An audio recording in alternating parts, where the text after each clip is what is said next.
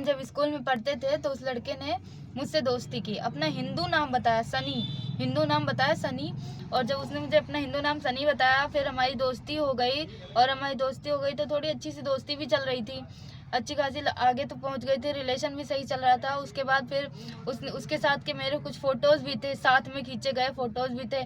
फिर एक दिन उसने मेरा वीडियो बना लिया, और वीडियो बनाया उसने, वीडियो गंदा सा था थोड़ा, वीडियो जो बनाया उसने गंदा सा था थोड़ा, उस वीडियो के बारे में मुझे कुछ पता नहीं था उस टाइम पे। उसके बाद फिर एक दिन अचानक से मुझे पता चला कि उसका नाम अरबाज है।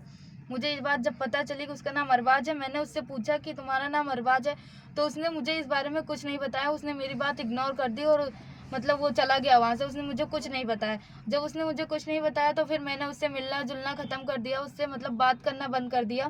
फिर मैंने उससे अपने सारे रिलेशन ख़त्म कर दिए। उसके बाद फिर हमारी पढ़ाई ख़त्म हो गई। जब मेरी पढ़ाई ख़त्म हो गई तो फिर मेरी शादी हो गई, मेरे पापा ने शादी करा दी, मेरी शादी हो गई। और फिर जब शादी हो गई तो हमारी अच्छी खासी लाइफ चल रही थी, मेरे हस्बैंड के साथ मेरी बहुत अच्छी लाइफ चल रही थी।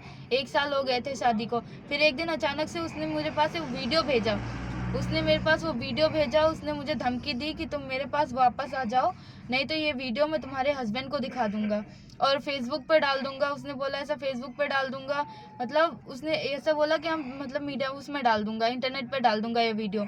उसने मुझे डराया धमकाया। जब मैंने मना किया नहीं मैं ऐसा नहीं करूँगी, तो उसने धमकी दी मुझे, उसने मुझे धमकी दी। उसके बाद उसने जब मैंने बिल्कुल मना कर दिया इस बात से, तो उसने कुछ फ़ोटोज़ जो हमारे साथ में थे उसने मेरे हस्बैंड के पास भेज दिए।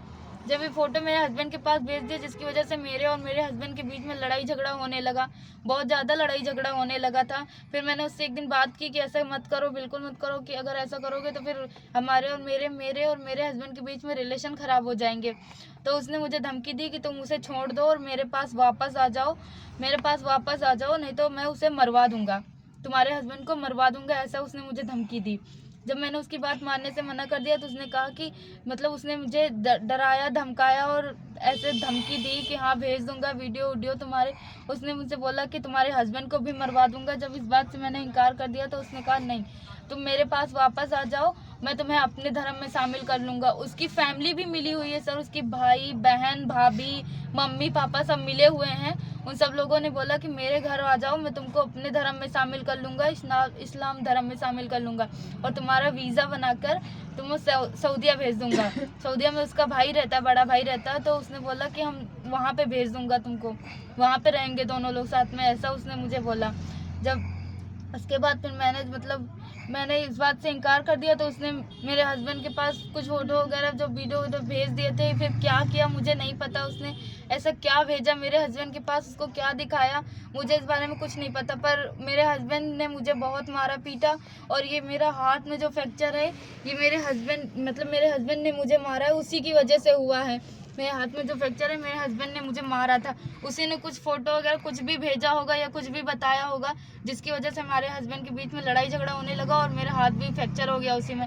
फिर हम अपने घर वापस आ गए। जब हम अपने घर वापस आए तो अपने पापा को मैंने सब कुछ बता दिया, और मैंने कंप्लेन भी डाली थी, यहाँ पे शिवगढ़ में थाने में कंप्लेन भी डाली थी। पर वो पुलिस वालों ने मुझे ऐसा समझौते के लिए बोला और बोले कि समझौता कर लो, जब मतलब समझौते के लिए बोला कि समझौता कर लो। फिर मैंने उनकी बात नहीं मानी, फिर मैंने अपने पापा को सब कुछ बता दिया। उसके बाद पापा ने फिर कंप्लेन वगैरह डाली है।